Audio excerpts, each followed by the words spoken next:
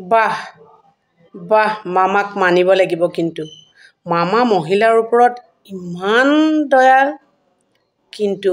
মামাৰ কিছুমান ডিপাৰ্টমেণ্টত মহিলাই যে কি কৰি থাকে এইবিলাক কিয় নাচায় বাৰু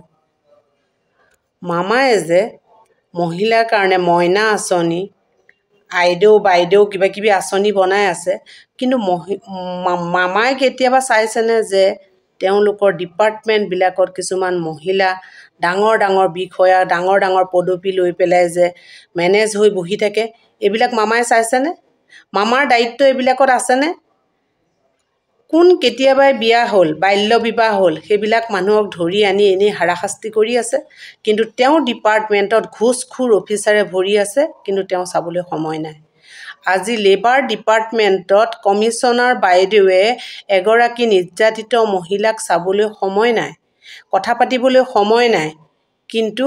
তেওঁ ডাঙৰ ডাঙৰ কোম্পানীৰ লগত মেনেজ হ'বলৈ সময় আছে আৰু মেনেজ হৈছে আৰু এইবিলাক ক্ষেত্ৰত CM ছাৰৰো সম্পূৰ্ণ ভূমিকা আছে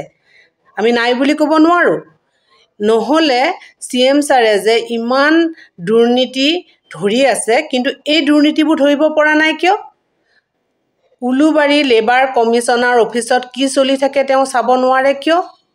লেবাৰ কমিছনাৰ অফিচত যে প্ৰত্যেকজন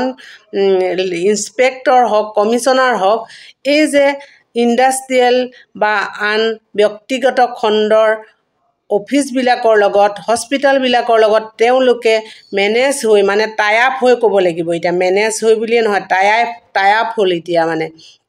মনে মনে কৰি থকাটো মেনেজ বুলি ক'ব পাৰি কিন্তু এইটো একদম দেখা দেখিকে টাই আপ হৈ আছে এই কথাবিলাক তেওঁ চাইছেনে মানুহ আজি গৈ পেলাই তালৈ উভতি আহিবলগীয়া হ'ল কিয় ফাইল বছৰ বছৰ ধৰি পৰি থাকিবলগীয়া হ'ল কিয় এইবিলাক তেওঁ চাইছেনে তেওঁ সেইবিলাক নেদেখে কোনোবা ল'ৰা ছোৱালী কোন যুগতে বিয়া পাতিলে বাচ্চা এতিয়া বিয়া দি নাতিনিও দেখিলে সেইবিলাক মানুহক ধৰিবলৈ তেওঁ উঠি পৰি লাগি আছে এতিয়া আকৌ বোলে মইনা আঁচনি উলিয়াইছে মহিলাৰ কাৰণে ইমান দৰদ মোৰ যিটো ঘটনা ঘটি আছে সেইটো আপুনি এবাৰ চাওক আপুনি মোক আগতেও লগ পাইছে আৰু মই আপোনাৰ লগত বহুতবাৰ কথাও হৈছো মই কোৱা কাম আপুনি বহুত কৰিছেও আৰু মই আপোনাক বহুত ধৰণৰ ধমকিও দি থৈছো আপোনাৰ নিশ্চয় মোৰ মুখখন মনত আছে আৰু আজি আপোনাৰ লেবাৰ ডিপাৰ্টমেণ্ট বিলাকত আৰু ব্যক্তিগত খণ্ডবিলাকৰ লগত কেনে ধৰণে টাই আপ হৈ পেলাই কেনে ধৰণে আমাৰ এমপ্লয়ি বিলাকক ঠগি আছে সেইবিলাক আপুনি চাওক তাৰ পিছত কম প্ৰকৃত মামা যে দেশ ভক্তি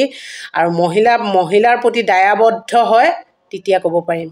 তাৰ আগত কেতিয়াও ক'ব নোৱাৰো ধন্যবাদ